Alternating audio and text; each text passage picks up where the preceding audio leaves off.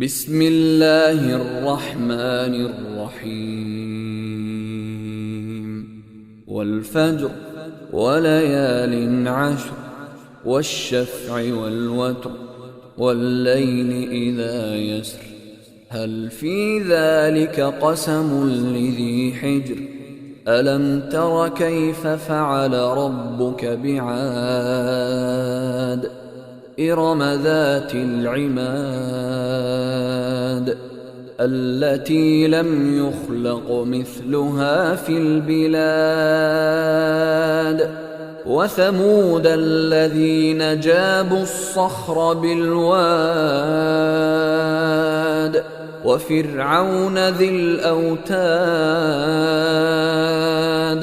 الذين طغوا في البلاد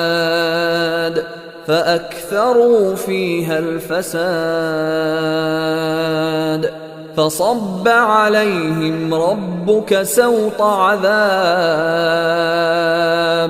إن ربك لبالمرصاد فأما الإنسان إذا ما ابتلاه ربه فأكرمه ونعمه فيقول ربي أكرمن وأما إذا ما ابتلاه فقدر عليه رزقه فيقول ربي أهانن كلا بل لا تكرمون اليتيم ولا تحاضون على طعام المسكين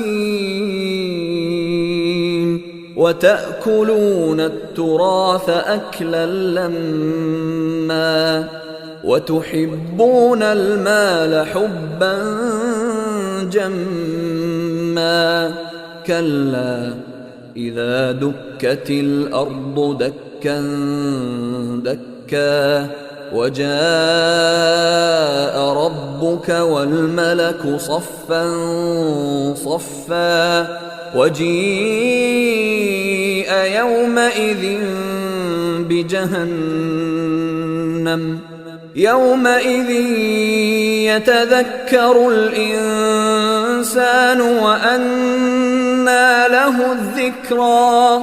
يقول يا ليتني قدمت لحياتي فيومئذ لا يعذب عذابه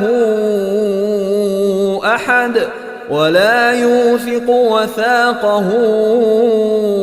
أحد يا